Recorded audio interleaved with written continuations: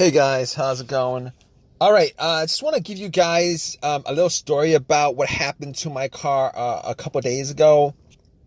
So basically, what happened was the car was driving fine all day without any kind of issue, and I went to Walmart, parked it there, got something, came back, and out of nowhere, it wouldn't crank. It's the no crank, no start issue that I had. So basically, everything on the dash worked fine.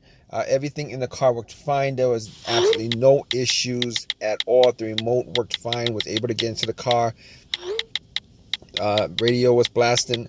Radio was on. Everything. All right. So basically, I was thinking to myself, probably the battery was the issue. So what I did was I turned on the headlights, went out and checked out the beam, just to give me a gauge on how bright the headlights were. I could probably determine whether the battery was good or not. And the headlights were really bright. So right off the bat, I was thinking if they were that bright, I should at least get like a really slow crank if the battery was kind of low.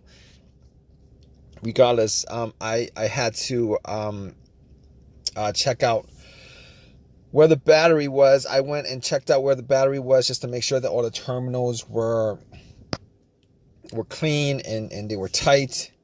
And I noticed that the terminals were a little bit corroded. There was some white bluish stuff on there. So what I did was I took out a bottle of Coke, poured it on the terminals, and was trying to clean it with some paper towels, and was able to clean it pretty good. Now the terminals weren't super tight. I was able to wiggle it out, but they were snug in there, so I knew that it probably wasn't the terminal being loose that was causing the issue.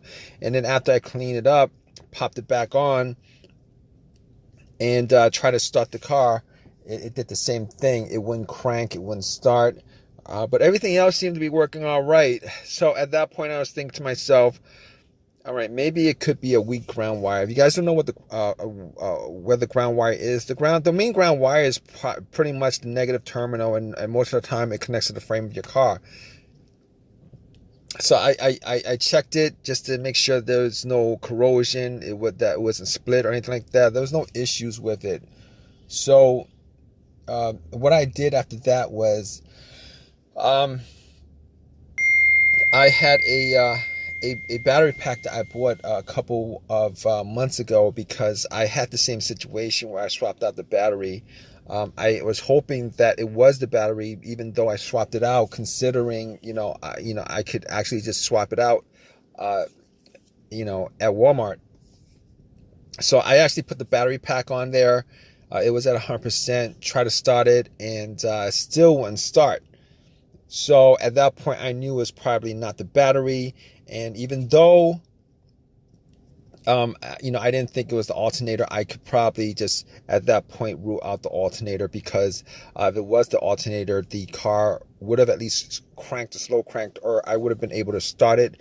And then once I took the battery pack off, it would have just died out. So at that point, I was able to rule out a bunch of stuff. I was able to rule out the battery, the ground cable, and the alternator, even though that probably wouldn't have caused the issue.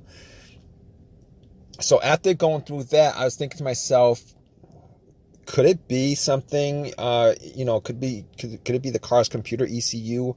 Because I did see a check engine light on my dash, and that check engine light was there. It's been there for a while, and I believe it was for a O2 sensor issue.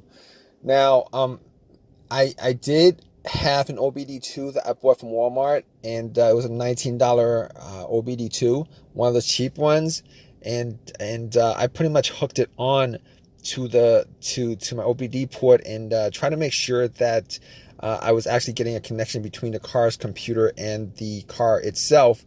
It did scan all the way through. Now I'm pretty sure that that the OBD2 wouldn't actually pick up anything that would cause a no crank, no start situation for the most part, except if if if the car's ECU, the car's computer was, you know, for some reason separated from the car.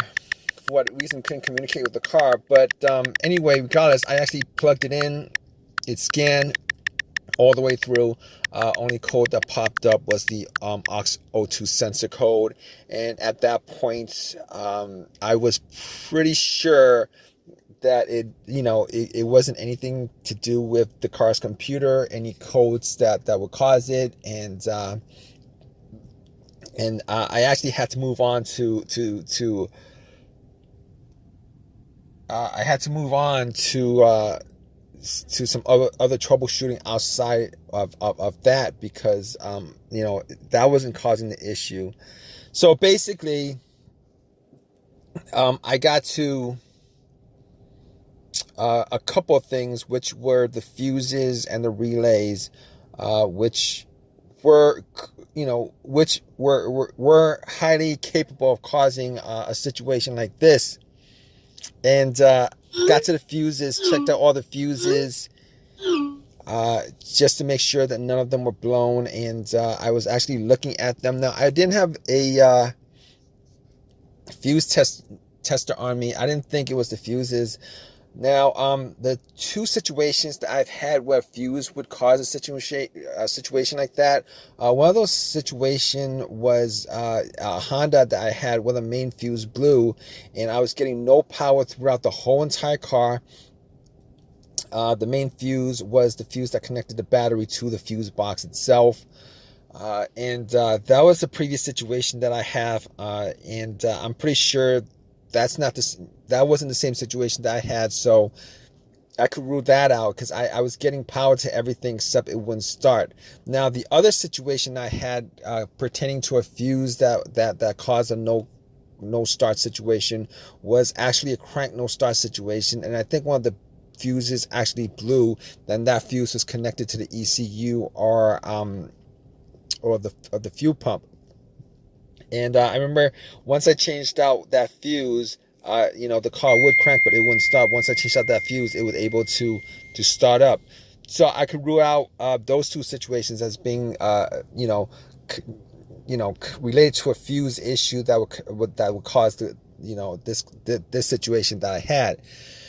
So, so basically, I could rule those things, the fuses out, and the fuses were pretty clean. I didn't smell any kind of burnt smell, and didn't see any kind of brownish, anything brownish, and a brownish appearance on top.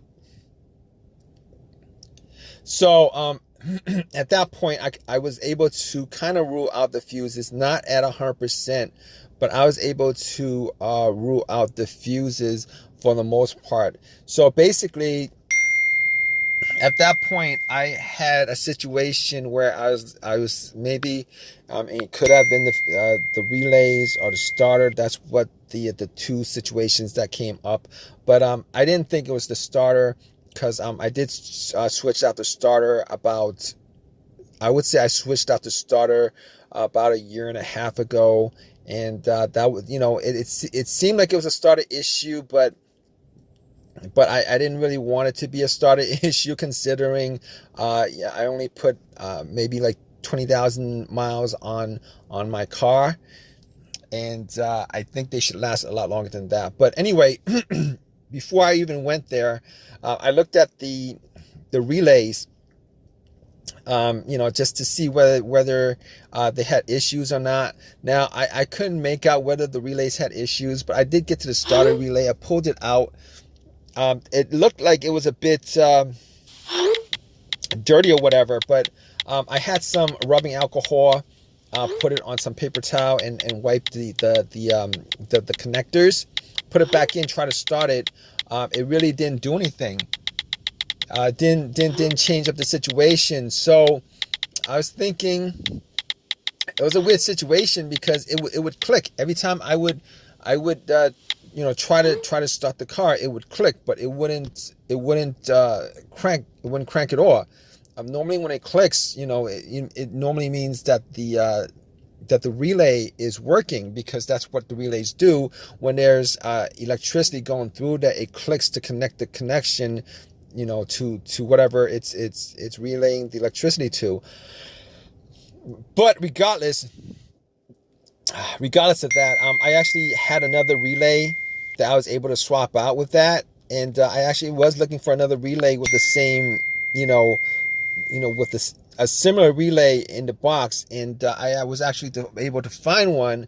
And what I did was I took the that relay out, and I swapped it with that with the other relay, and I went back and tried to start it, and guess what? Bam! It started up. It worked without a problem. And at that point, I knew that it was the relay that was the problem. All right. So it was a pretty easy fix. I drove to AutoZone, which was within that whole shopping center. Swapped out the relay, and that was like 3 days ago. Haven't had a situation since. I've been driving the car, turning it on, off, for 3 days. Haven't had that situation at all.